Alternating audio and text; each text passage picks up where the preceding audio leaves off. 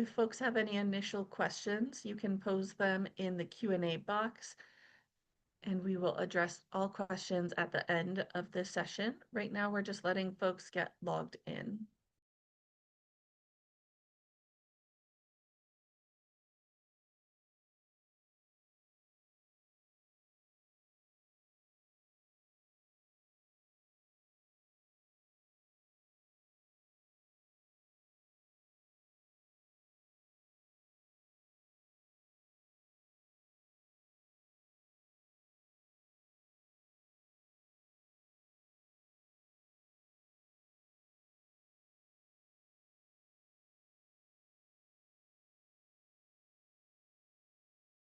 Thank you all for joining us today. We're just giving folks a few minutes to log in and get settled. If you have any initial questions, feel free to post them in the Q&A box.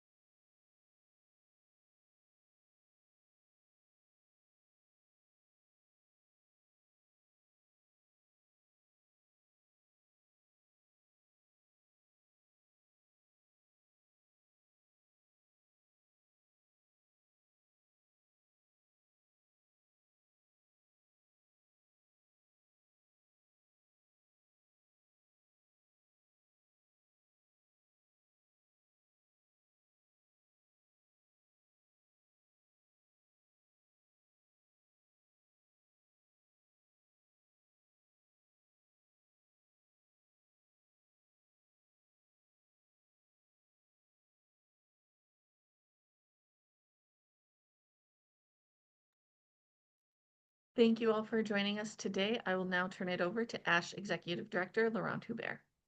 Thank you, Megan. So first, I want to start by thanking and welcoming everyone for joining us today for this webinar hosted by ASH and the Boston University School of Public Health on the impact of tobacco sales ban. Now we have a number of jurisdictions that have implemented those measures. So we have proof of concept for several types of endgame policies, which is quite inspiring and exciting for us today who are interested in public health. So today you will hear from 4 panelists who will be able to tell us what has really happened in the jurisdictions that have implemented this tobacco sales ban. So we'll get started right away because we have quite a lot of content to go through. If you have any questions for any of the panelists, feel free to use the function with the Q&A function at the bottom of the screen and type a question for any of the panelists, and we'll have ample time for a Q&A later. So in order to maximize on the time, we'll get started right away. So our first speaker is Justin White, who's an associate professor at Boston University School of Public Health, who will present the effects of local tobacco sales bans in 2 California cities on retail sale of tobacco and non-tobacco products. So Justin, the floor is yours.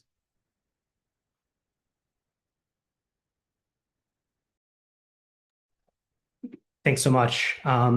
Thanks to ASH for having me. I'm pleased to be here. So I am Justin White, a health economist and tobacco control researcher at Boston University School of Public Health, and I'll be presenting on the impacts of local tobacco sales bans that were implemented in Beverly Hills and Manhattan Beach, California. So I want to start by acknowledging my wonderful co-authors, Neeta Mukand and Wendy Max at University of California, San Francisco, where I was a faculty member when this work started, and Rafael Colonna and Elizabeth Anderson Rogers at the California Tobacco Prevention Program within the California Department of Public Health. This study is funded by California Department of Public Health, although disclaimer that the findings and conclusions don't represent them.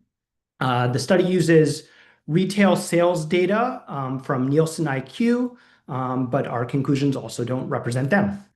So with that, whoops, having issues with advancing slides. Okay, there we go. So our study was recently published in Tobacco Control, and here is a QR code on the right, as well as there's a link below if you want to access the paper. I think these slides will be shared afterwards.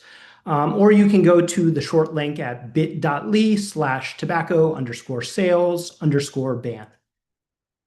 So one proposed tobacco endgame strategy is to end the sale of all commercial tobacco products. And this has been done in a few different countries at different times. Bhutan implemented a ban before rolling it back. During COVID, there were several countries that temporarily banned the sale of tobacco products. But Beverly Hills and Manhattan Beach became the first, and to my knowledge, only US municipalities to restrict the sale of all tobacco products, including electronic nicotine delivery systems, for all consumers. And Zach will talk later about some age-based bans that have been implemented. But the bans in Beverly Hills and Manhattan Beach, they went into effect on January 1st, 2021, and they applied to nearly all retail outlets. Although Beverly Hills did exempt hotel concierge and existing cigar bars. Both cities allowed retailers to apply for a temporary hardship exemption, and a few retailers did receive those. So there have been a couple of prior studies about the tobacco sales bans in Beverly Hills and Manhattan Beach. Lisa Henriksen and colleagues, they conducted a secret shopper study and found that retailers had high compliance with the bans, which they estimated to be 88%. Patricia McDaniel and colleagues, they conducted qualitative interviews with retailers in Beverly Hills and Manhattan Beach, and they found that smaller retailers were more likely to be opposed to the ban. Some retailers did report having lost revenue after the ban, and it's worth noting that our study does not include these smaller retailers who perceive themselves to be more highly affected by the bans. So our study's focus is on the effect of these sales bans in Beverly Hills and Manhattan Beach on retail sales across a few different domains. So first, the effect on the sale of tobacco products in Beverly Hills and Manhattan Beach. And today I'm going to skip results on the effects by tobacco product category just for sake of time. Second, we're going to evaluate whether the ban, each of the bans, led people to shop for tobacco products in nearby areas instead. In other words, changes in cross-border shopping. Third, we studied the broader retailer impacts to see whether there was a change in the sales of non-tobacco products.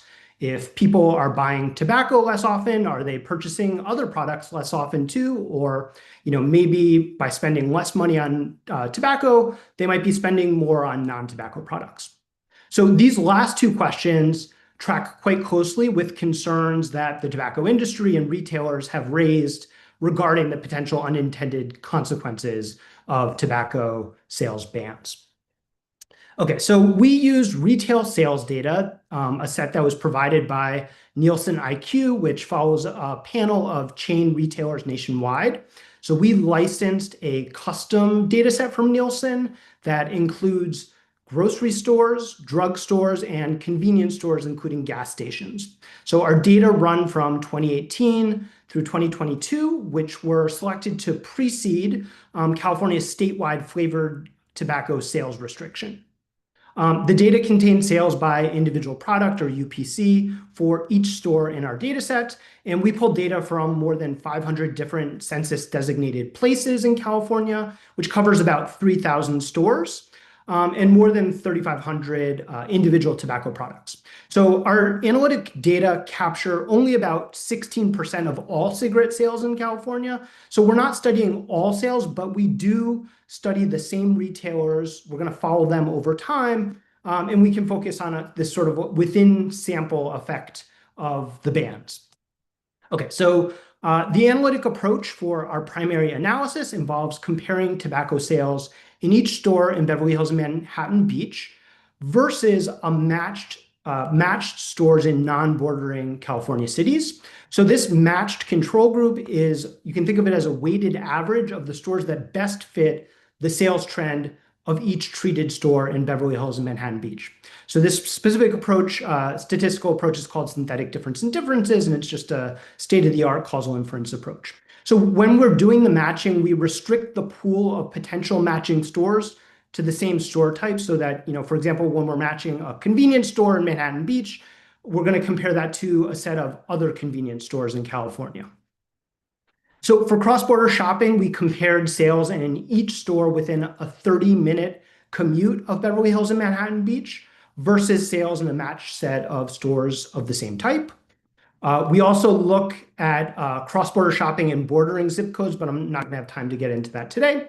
For the analysis of non-tobacco sales, we added up the total dollar sales across 13 store departments like frozen foods or general merchandise, nearly everything that's sold in the store except for alcohol, which just weren't in our data set. And then we repeated this sort of coming up with a matched comparator group using non-tobacco sales as the outcome. So quickly, some advantages and limitations of our data set. So first, we have nearly all tax-paid sales at included stores based on this objective data from products that were scanned at checkout. Second, we have each store's exact store address, so we can correctly identify stores that were in neighboring areas for the cross-border shopping analyses. Third, an important contribution is that we are able to evaluate the sales of these non-tobacco products to understand sort of these broader retailer impacts. But there are some limitations as well to our studies. So in particular, we only have a subset of all stores because not all stores agreed to let Nielsen share their data at the store level. Moreover, our Nielsen data they basically only include large chain stores. So we don't have sales from independent retailers, tobacco specialty shops, or online sales. So here's how many stores we actually analyzed in each treated area. In total, we had 2 stores in Beverly Hills, 5 stores in Manhattan Beach, 252 stores in the Beverly Hills border area, and 300 in the Manhattan Beach border area. Most of these included stores are convenience stores. So moving to our main results, this plot shows the tobacco unit sales per store over time. The dotted line in each of these plots indicates when the ban went into effect at time 0. So when we compare Beverly Hills and Manhattan Beach versus the matched control group, we see that tobacco sales went to 0 and stayed at 0, both in Beverly Hills and Manhattan Beach, which indicates that the retailers in our sample complied with the sales ban.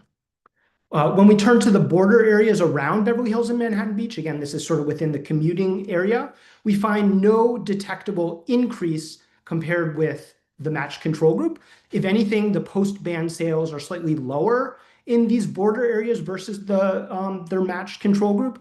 And so this indicates no detectable change in cross-border shopping after the bans went into effect. And here we see the change in the effect of the sales bans over time. Each point here is the difference between the treated and control groups in a given month, and the error bars here are 95% confidence intervals. So for Beverly Hills and Manhattan Beach, we see big declines in sales when the bans went into effect, consistent with what we just saw 2 slides ago. And in the border areas, we again see no detectable increase in sales. So that's comforting to see. And then when we turn to total non-tobacco sales, so non-tobacco sales in Beverly Hills increased by a non-significant amount. And there's no indication that this resulted in any displacement of non-tobacco sales to the border areas. Whereas in Manhattan Beach, we can see here that there is a non-significant decrease in non-tobacco sales, along with a small non-significant increase in non-tobacco sales in the border area.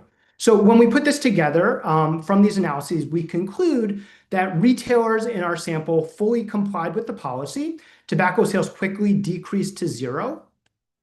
We found no detected displacement of tobacco sales to neighboring areas in the form of changes in cross-border shopping among the included stores.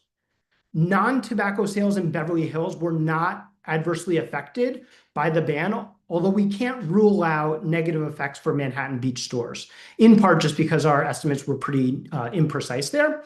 And it's possible that the effects of the sales bans are going to vary from place to place, not least because Beverly Hills and Manhattan Beach, they might differ from other places. And we hope that other cities do implement these bans so we can get a better idea of whether it does vary from place to place. So thanks so much for listening. Here's a picture of me with my co-authors at a recent team retreat. I had more hair then.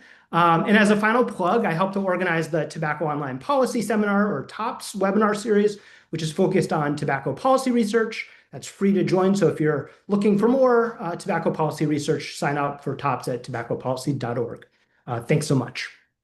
Thank you so much, Dr. White. So this is amazing to have these first data sets that really suggest then that tobacco, that the implementation of those bans did not have a negative impact on local jurisdictions that did not implement it, did not increase sales there. While at the same time, the jurisdictions that did not see a decrease in non-tobacco sales, even in one case, you suggest a small increase. So quite reassuring for the communities that are interested also in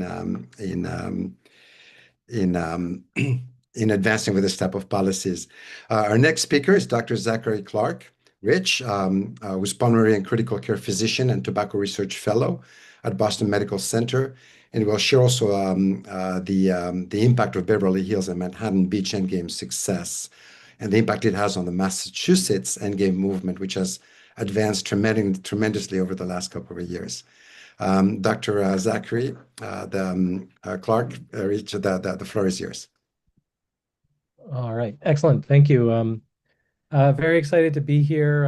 Again, my name's Zachary Rich. I'm a lung and critical care doctor, and I have been working with the group in Massachusetts here that has been working on a similar type of legislation, nicotine-free generation, where rather than a outright ban focuses on policies that gradually work towards a ban that would have no one able to be sold tobacco products.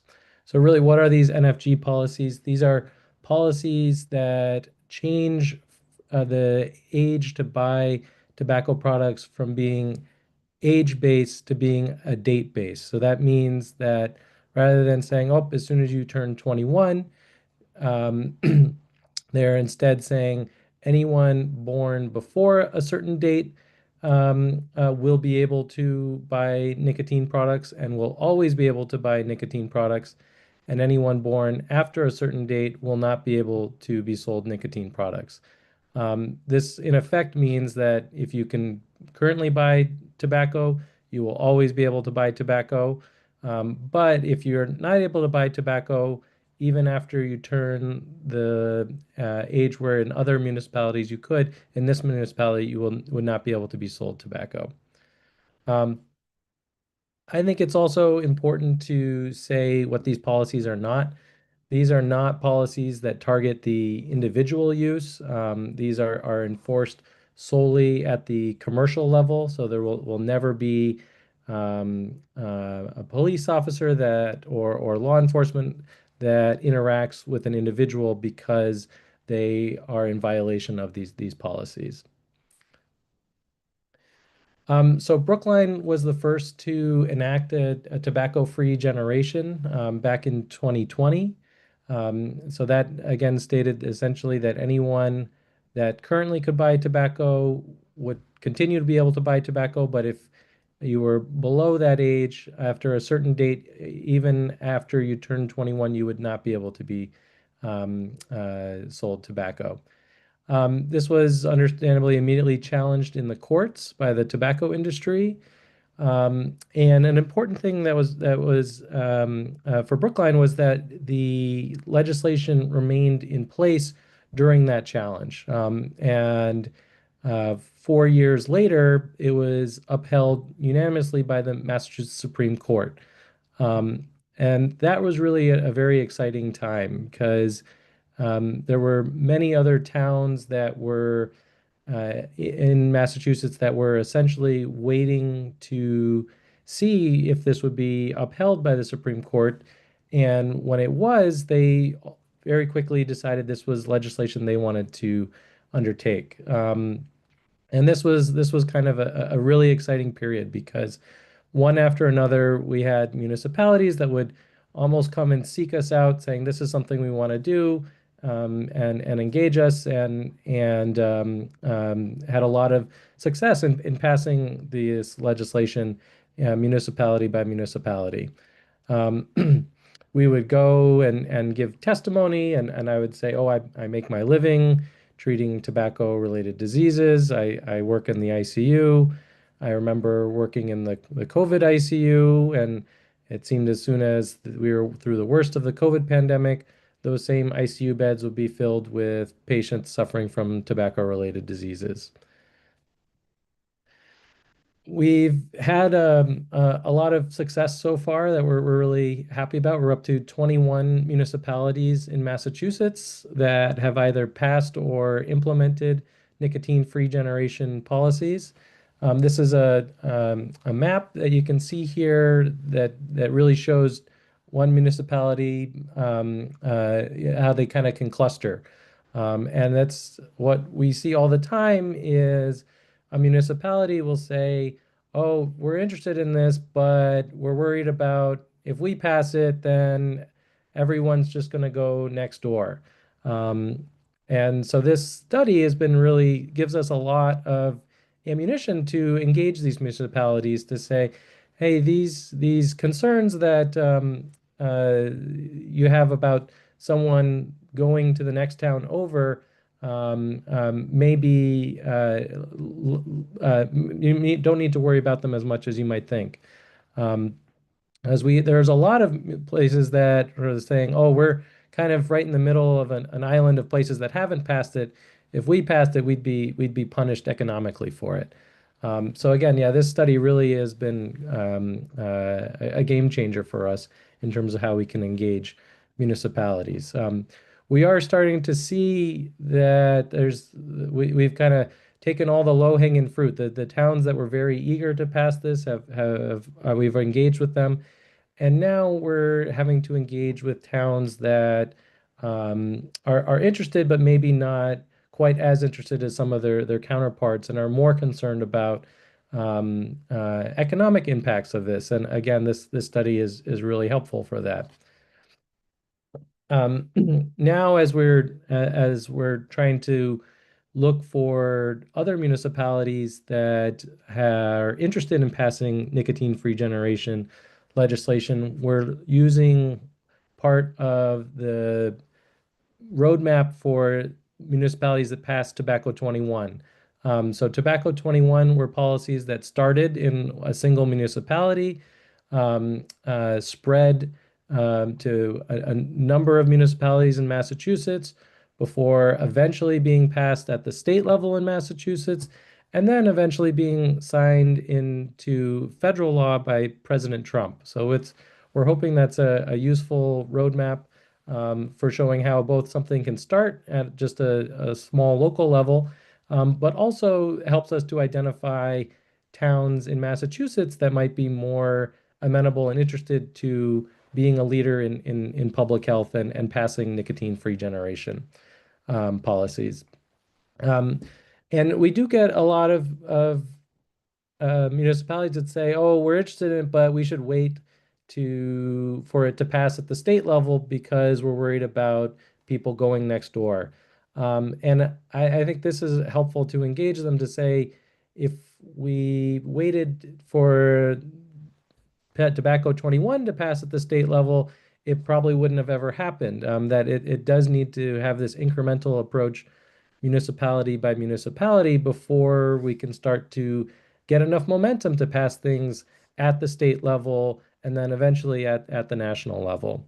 And again, now that we're up to 21 municipalities and have our goal on expanding to all 351 municipalities in Massachusetts, we're really seeing the difference in how every place can approach things differently. Some we go through the Board of Health, which can be very sympathetic to our ideas and say, yep, let's really just focus on this will be a benefit to the health of our community. But now we're having to gauge with other places where we go through other legislative processes like their select board that are much more focused on these economic impacts. So again, this paper can be very helpful for that. We're also starting to see the opposition change. When we initially started this work, the opposition there was kind of a more gruff people for Massachusetts for Smokers' Rights that weren't maybe quite as eloquent. And now we really are seeing organized and funded opposition from primarily from retailers, organizations, and lobbyists. So, and they can do a much better job of making a case against these policies, and this again can help us with countering that. So the work continues. We're always looking for more people to join and more municipalities to engage with. We're going to have a great team that will go anywhere across the state and engage with either a select board or a board of health. This is me at a recent one last month in Ashland that is currently considering these policies. But it is definitely a very different landscape now compared to when we first started, when now we're seeing more organized opposition to NFG, whether it's through flyers or mailers or other things. But I'm still very encouraged by this every time I go to the grocery store and get to see in my hometown that there's these policies are in effect, that my children will live in a town where these policies are in effect. And again, this study really does just give us more ammunition to engage with policy leaders and municipalities on the minimal to no economic downside to these policies and the huge potential for public health improvement. Just to plug for myself, this is a QR code where if you're interested in joining our group, we'd love to have you, whether it's to join us across the state or, oh, let us know if we're coming to your municipality, and then engage you just for that local town. But yeah, thank you very much. A very, very exciting time. Thank you so much, Dr. Rich. And I see that we have quite a few questions already and coming up. So I'm really looking forward to the Q&A section, and also would like to hear a little bit more about how the opposition is actually and what kind of arguments they're using as you're seeing more action on the ground. We'll go straight to continue going to the few presentations, and we'll have time for Q&A, as I see quite a few questions there. And its speaker will be Chris Bostic, Policy Director at ASH, who will present a bit of the broader impact of this research on tobacco and game movement in general. And then you'll hear also from John Mirisch, the council member at Beverly Hills, but who was the mayor of Beverly Hills when the sales ban was implemented and passed in Beverly Hills. Chris, the floor is yours. Great, thanks, Laurent. Can everyone hear me all right? Yeah, okay, great. You're perfect. I just have a few comments to make. First, I just want to thank our guests, our researchers for coming on. I know I've been looking at the participant list, and this is of great interest to folks. And a lot of people that are participating today are doing local advocacy on Endgame around the country and even around the world. So I think this is something that's going to change the acceleration of Endgame. Just to point out, and we all know this, that every new tobacco policy that's ever been put forward has been met with, well, we can't do that because it's not proven, which would mean we can't change any laws ever.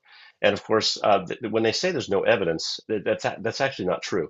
And if you were able to watch the House of Lords debate yesterday over their tobacco-free generation law, that was brought up by the opponents. They said that there's no evidence at all that this is going to work. Now, that's even before this study that we're talking about. That's not true. There have been scores of modeling studies done, and that's an accepted scientific approach to looking at future policies. So we had evidence. Now, though, we have this complete proof of concept, which is going to be great. Unfortunately, the argument still does sometimes resonate with the public and decision makers. The argument that about modeling studies. I think this is going to be much more solid to show people that might not be neck deep in research like a lot of us are. I just wanted to quickly go through where we are on a momentum in Endgame in the world. It's been a tremendous last couple of years. I'll start with the United States. As you just heard, there are 21 municipalities in the state of Massachusetts that have passed nicotine-free generation. We expect several more in the next few months. I know there's several towns in play. We have 3 towns in Minnesota and 1 in New York who have passed laws to phase out tobacco retail licenses.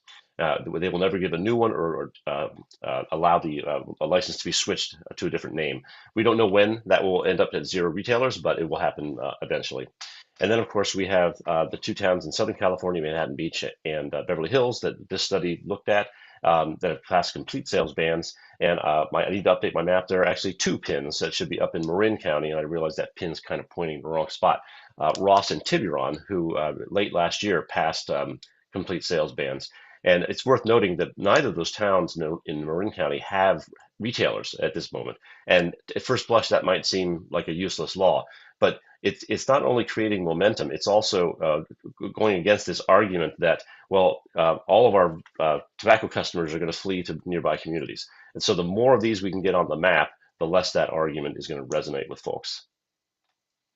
And then in the world, we have a ton of things going on. First, we had our first country to pass an endgame law last year, the Maldives. They passed tobacco-free generation, but they had already banned nicotine vaping products. So it's more similar to an NFG. We have one country and one state right now that are considering nicotine-free generation and tobacco-free generation. The United Kingdom has a tobacco-free generation law in their omnibus tobacco bill. It was already passed by the House of Commons. It's been endorsed by both parties. And yesterday, the House of Lords, there was an amendment to take out the tobacco-free generation aspect failed. So we do expect that to pass in the near future. Same in South Australia. Their nicotine-free generation law has passed their upper house of parliament and is being considered by their lower house, and advocates there do expect it to pass. There's also now a bill for nicotine-free generation in the French parliament. It's just gotten there recently, so we don't know how that's going to go. We also had, for the first time ever, Endgame was discussed at the Conference of the Parties of the Framework Convention on Tobacco Control in Geneva in November. So that was a huge step forward. That was not included. Endgame was not included in the original text of the treaty, but now it is being discussed, and there's a report out on what they call forward-looking measures. The other big pin in Europe is something called JA Safe. It's about smoke-free and aerosol-free environments. The European Union has put resources behind helping their member countries to develop endgame laws.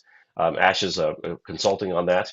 I was very pleased to learn at the first meeting in Athens last year that it's choice. Countries have a choice about whether they want to do this. 23 countries in the European Union decided they wanted to go down that endgame path. We also have a growing number of countries with endgame goals, and those are goals where they have set a date and they want a certain prevalence. Most of the time it's 5%, and the dates vary from 2030 to 2040. Almost once a month, I discover another country that has done so. The most recent one, just last week, I learned that Poland has implemented a goal. We also have a renewed interest in Malaysia and Singapore. There was a bill for nicotine-free generation a few years ago in Malaysia that failed, but now it's coming back up. There is a coalition in Spain that is looking at doing tobacco-free generation, nicotine-free generation. And then we have 2 provinces in Canada that are actively considering it. That's Prince Edward Island and Newfoundland Labrador. So a lot of movement going on around the world. So everybody knows these arguments that the industry makes, and the most recent one that I discovered was also from the work in the United Kingdom, where the argument has been made that when people are denied access to tobacco, that they're going to punch the clerk. I don't think that's ever been documented anywhere. It makes me think like they're reaching for new arguments. But anyway, this new study is going to help us push back on 2 of the big ones. First, there's no evidence that it works. And then second, this small retailers will go out of business. And the small retailers are always the biggest opponents at the local level, because nobody wants their neighbors to lose their incomes, the way they make their livings. So this is going to go a long way, I think, in not only convincing decision makers that the retailer arguments are overblown, but maybe even convincing retailers that they don't need to come out against this. So I think this should now become part of an advocacy toolkit for anybody working on Endgame. There's a number of places where it can be used. I also wanted to put a plug in for ASH's Endgame Resource Hub, which has a lot of other things that can be put into practice in advocacy at the local level. And I wanted to point out too that we discussed briefly that state level bills for tobacco-free generation. There have been a few already. They failed, as all new state laws do, for cutting-edge tobacco control policies. But there's now a renewed effort in Massachusetts to try again to get a state-level nicotine-free generation. So hopefully we'll hear more about that soon, and we can get our first proof of concept for an entire state. Thanks, Laurel, and looking forward to the questions. Thank you so much, Chris. And you bring some interesting points about the various the opposition, which I'd like to hear a bit more about when we have the Q&A. And on the French law that you mentioned, indeed, the a Green Party a member of Parliament introduced Nicolas Thierry introduced a TFG bill that would ban the sales of tobacco products to anyone born in France after 2014. Um, obviously still work to go, but it's the fact that it's moving also in France is really positive. Our next and last speaker, it's John Mirisch, who's actually a council member of the city of Beverly Hills and was actually the mayor and a big leader of the tobacco Endgame movement and the sales ban in Beverly Hills. John, the floor is yours, and inspired to have you here, and hope that other politicians will also follow your leadership. John, the floor is yours. Thanks so much, Laurent. And just to explain, for those who might think it's a little weird that I was mayor then and I'm a council member now, we have a system in California where a lot of cities elect council members, and then the council members take turns rotating as mayor. So I've been mayor 3 times. I've been on the council since 2009, and we do not have a directly elected mayor. But it's true that the mayor somehow sets the agenda. And we're a city that likes to think of ourselves as a healthy city, and we have had, successive measures to ban smoking in the city. And I see someone mention that there's a multifamily ban on smoking for multifamily housing. We had adopted that as well. Before, of course, years ago, we adopted bans in restaurants when that was still allowed, and then outdoors and successively. And so we were at the point where we were looking at a ban on flavored tobacco products, which we know disproportionately affects certain groups, and that has been adopted in some cities. But when we were discussing this with some of the tobacco control experts, I just sort of saw how we were going bit by bit, and that made a lot of sense, taking those baby steps. But my feeling was, well, why don't we just say that we're going to ban not just flavored tobacco, we're going to ban all tobacco sales? And a couple of other council members looked at me and said, well, can we do that? I mean, is that something we're allowed to do? We looked to the city attorney, and the city attorney sort of thought about it and then said, yeah, I mean, I don't see why we couldn't. So rather than take that gradual approach, my feeling was, let's go for it. Somebody has to be first. Let it be us. This is in line with our values. And of course, you did hear some pushback from retailers and all of that, and then monetary. But from our perspective, and even though we may have been concerned or thought that other people will go down the road and buy cigarettes, it wasn't really, from my perspective, the loss of revenue we were concerned about. We just don't want people to smoke. There are some things that are more important than tax revenue. And also, quite frankly, when you look at the impacts of smoking and you want to look at the economic impacts, look at the bigger picture. Clearly, the economic impacts in the bigger picture of smoking are worse for the economy and for the country than the short-term benefits of some sales tax or whatever that may be. So it was something when we were able to deal with certain issues, grandfathering, we offered to have some of our departments help maybe with the smaller retailers to be able to transition. I recall that it was something that I would sort of constantly say is, well, wouldn't that be great if instead of selling tobacco and you go down to the corner store to buy tobacco, you went and bought kombucha or some health products or something like that. And so there was some pushback. There was then the grandfathering or sort of a transition phase. And then there was, as was mentioned, the exceptions. It seemed that, and very interesting politically in America, if you know the left and the right, I got emails or calls from Arnold Schwarzenegger, sort of in the center, Rudy Giuliani on the right, and Ted Lieu, who is our congressperson, and they were all concerned about the 1 or 2 private cigar lounges that we had. I guess that's where a lot of politics gets done, in the proverbial smoke-filled rooms. But once we were able to sort of make that an exception and make it very clear that that is a members only club. It's not accessible to the public. You can't go there. We were able to get it done. And actually, yes, we had some of those same arguments about choice and that sort of thing. And again, to me, that's not a very good argument. We don't allow builders to or homeowners to choose to use asbestos in their homes, do we? And so this is really a health intervention. It's something reflective of who we are as a city and of our community values. And I think that's the one thing that we didn't get a lot of pushback from community members. In fact, I would say that if anything, there was concern that there might be loopholes or people who would try to avoid it. And I have to say that these studies that we've seen are very interesting, that there's high compliance, that the impacts economically are not great, that people don't just go down the road. That's wonderful. But I think, as said, even if you had found that people do go down the road, we still would have defended this ban because it's reflective of who we are as a community and who we want to be. And my hope is it was great that after us, and this was a few years ago, that Manhattan Beach followed in short order. We were the first, and then Manhattan Beach implemented it. I would love to see other cities join us. I think the approach of the of in Massachusetts of having a cutoff date, that works too. But I think that people don't need to be afraid of just a straight out tobacco ban. And again, the initial reaction that a lot of us that we saw in Beverly Hills was, wait, you can't do that, can you?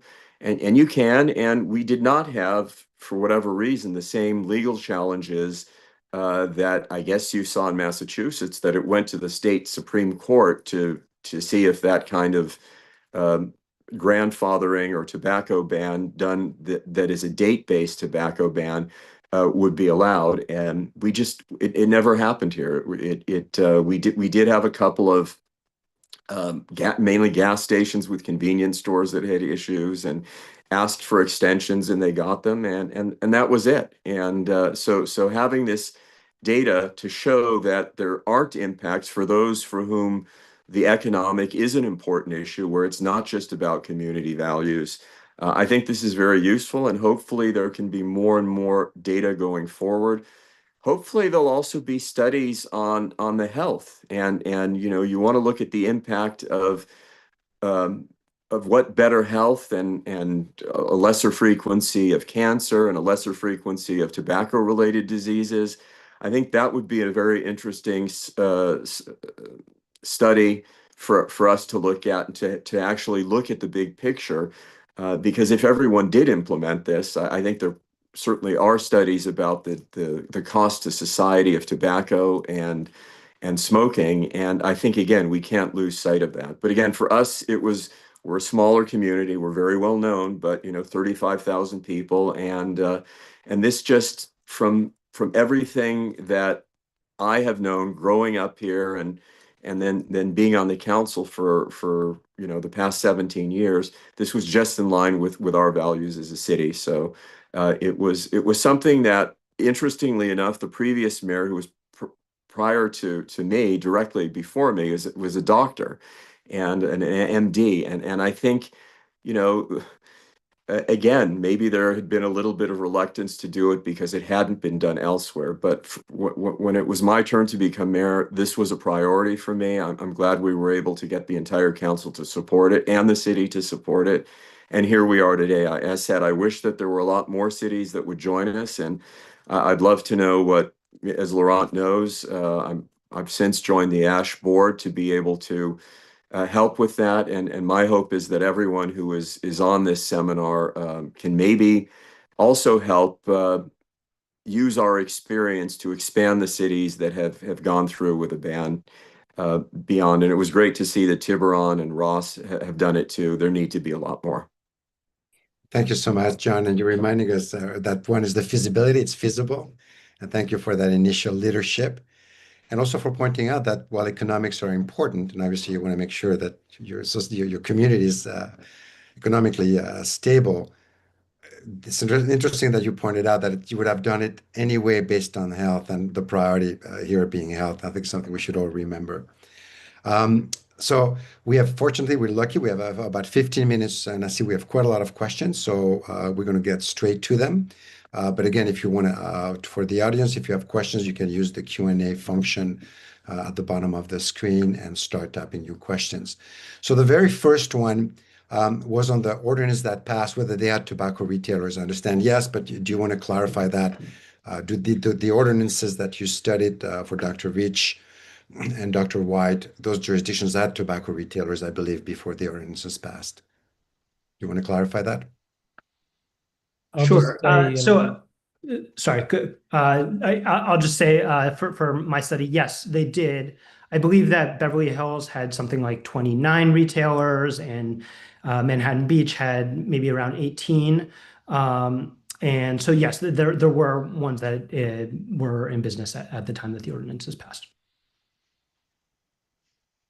The next question, and I don't know who, this one comes from Andrew Highland, is if there's any data on tobacco outlet closure in Manhattan Beach and Beverly Hills compared to other places. So John might have also some thoughts on this. I had seen that there were, I believe, 3 stores that closed sort of right before the ordinance maybe went into effect. And my understanding was that they were not related to this ordinance per se, but just because there was a gas station and a retail pharmacy, for example, that closed, and I think it wasn't related to this ordinance. And I don't know systematically, sort of subsequently, if there have been closures. related, I can say in Brookline, where the nicotine-free generation has been in effect for almost 6 years now, there has not been a single nicotine retailer that has gone out of business. Yeah, interesting. If I can follow up also, but you mentioned and Justin, you mentioned that the argument of illicit trade and some of the arguments that were mentioned. Chris had it on his slide actually, and one of the arguments against it. And I'm sure that's one of the things you hear. And Zachary, you as Dr. Rich, as an economist, is this something you've also looked at? A small jurisdiction, obviously, you can legally buy it elsewhere, so probably you don't have any data on the argument of the illicit trade of associated with those nicotine-free generation bans. Yeah, unfortunately, we didn't have data on that. I mean, it's always a concern that gets raised. I think it's worth looking at, but we didn't have data in we only had tax paid sales, and would have been interesting to have looked at illicit trade, but we couldn't do it here. Dr. Rich, is this something as an economist you've looked into, either some other data sets or in other places, or? Well, again, we're kind of limited by the data we have. I think that the data we use to show is that youth still primarily get their access to nicotine products from an older friend, sibling, whatever it is, and that was the main driving behind Tobacco 21, is that if you raise the age, it's a 17-year-old likely that they have friends with a 19-year-old or a 20-year-old, far less likely that they have friends and access to a 26-year-old or a 29-year-old. But yeah, that is still where the majority of youth are getting it. With the online and illicit tobacco and nicotine sales, it's also something that comes up quite often when we go to these municipalities, and really we've tried to separate that issue, because when we're asking a municipality, can you regulate a tobacco shop, they're used to that in that they have retail licenses. So we haven't really pushed municipalities to engage internet sales bans because they don't have the means to necessarily. So that's why we've kind of separated those issues. Yeah. And so internet salesman might be one of the challenges we definitely will have to face also. One of the questions that comes up also is the penalties for retailers that do not comply with the sales ban. So if you could clarify what those were in those jurisdictions, and maybe also your thoughts on and clarifying that this is going mostly after the retailers versus after the user or the person who uses those products. I can just say quickly in Massachusetts, every town is different, but by and large, they're very similar to the same fines that would happen if they had sold nicotine products to someone under 21. So some of them, it's a first time is a warning, and then the second time a $1,000 fine. Every municipality is slightly different, but in general, they're very similar to infractions to selling someone under the age of 21. And I can And say in Beverly Hills, we have a fairly good code enforcement department. If there were a business that were illegally selling tobacco products, we'd find out about it and would crack down. And my guess is they're not going to want to risk their business license over selling something that's not legal in our town. Yeah, and I Yeah. think Manhattan Beach, they do have in their ordinance they can institute penalties for through sort of civil action, I think, against retailers, and it is only retailers who are sort of subject to those penalties.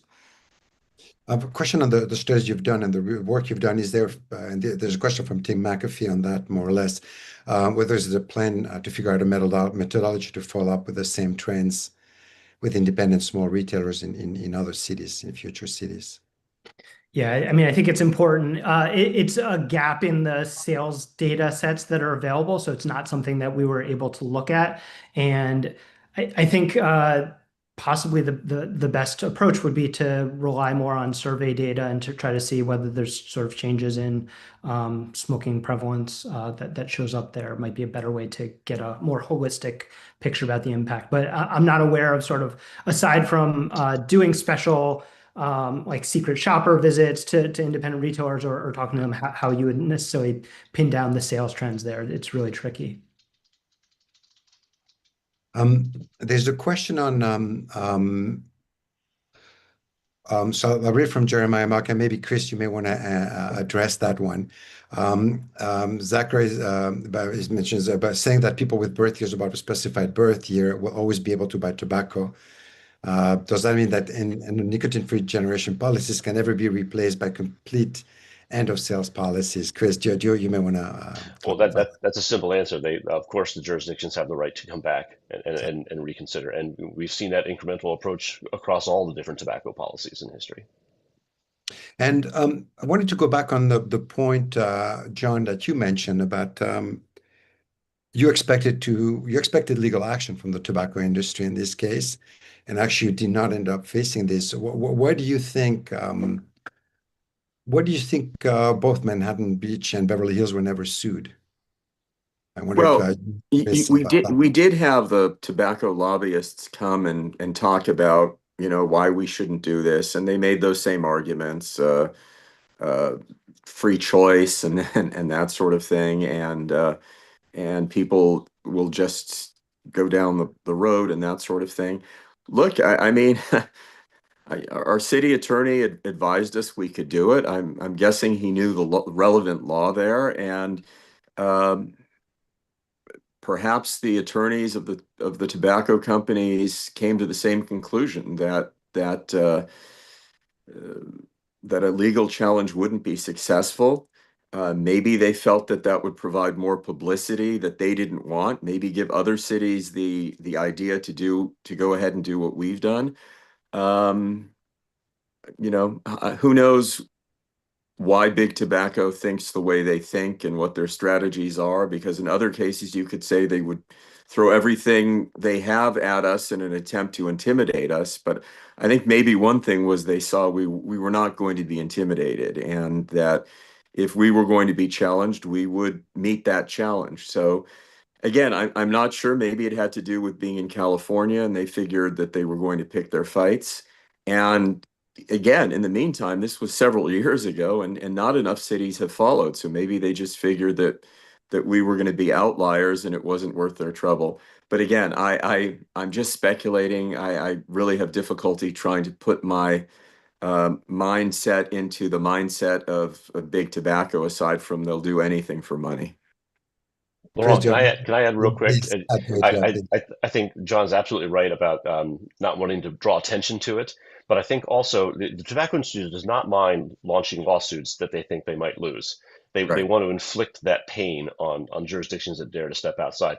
But what they don't want to do is start lawsuits that get dismissed right away. And because it was so clear what you were doing, you in Manhattan Beach were just banning all sales. You weren't picking winners and losers. You weren't doing flavors. You weren't doing this type of product, but not that type of product. It was so cut and dry that was going to be dismissed. And I wanted to point out Brookline. I think that was a tobacco industry own goal, right? Because they could have continued to threaten lawsuits against everyone that did it, but by getting that by launching that suit, and it was dismissed on a motion to dismiss, and then it was appealed to the Supreme Court. That let every town in Massachusetts know for certain that they could go forward. Good.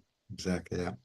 I mean, I have to say, Laurent, that after we passed this, I think it was CNN or somebody asked me to appear on it, and or Fox News, and I did, and they thought they had a gotcha. They're like, well, it was this guy with a British accent, well, so in Beverly Hills you're banning tobacco, but you allow the sale of marijuana for people to smoke. And I said, no, we don't. I mean, so it was important to understand that in California marijuana is legal, but we had done the same thing. We don't want people smoking anything in our town, and so that attempt to differentiate as if we were okay with people smoking one thing and not another just didn't apply in our city at all. We were about not smoking. We were about health. We were about community values.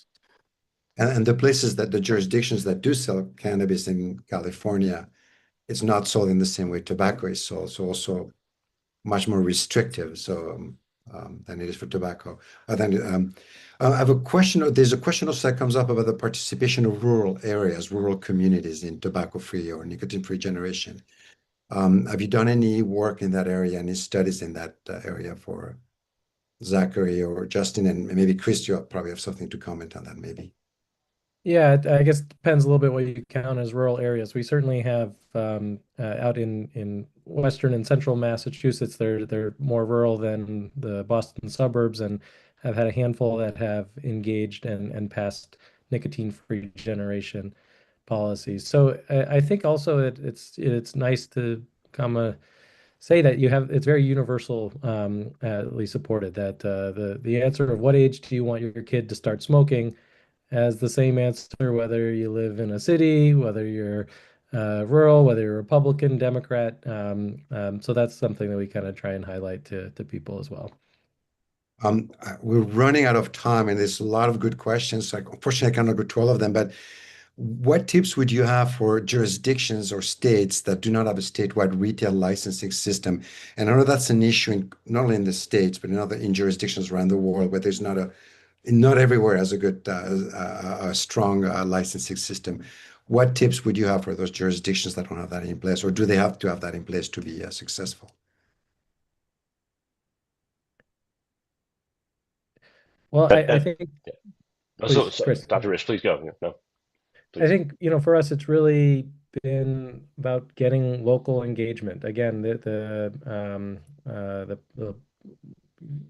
priorities of one town can be very different from the next. And as we've seen those early adopters in Massachusetts, they were especially Brookline, which was the first. This was started as an absolutely crazy idea, and someone had to be the first. And now that you have that momentum, it's easy to build on it. So it's always scary to be the first, but I think that it's a lot easier when you have a small group of dedicated people. Well, thank you so much. Well, I want to take this opportunity. I want to thank the panelists, Dr. Rich, Dr. White, John, Mayor of Beverly Hills, former Mayor of Beverly Hills, and current council member, and Chris for joining us today in this excellent discussion and panel and session on tobacco and game. And we have an audience, people joining us from all over the world. We're definitely very curious about the success, and now this proof of concept, which really shows that the economic impacts are not as significant, and the tobacco, the retailers will not go out of business once they stop selling tobacco. So again, thank you so much for joining us today. Please stay tuned for the ongoing webinars that we have as ASH. There will be another one probably in a few weeks which still will be announced via email in the next few days. So again, thank you so much for joining us. And again, a warm thank you to all of the panelists for joining us today. Thank you so much, and keep on doing the good work and rewriting public health history. We, the current and future generation, really appreciate your work. So thank you so much. Bye-bye.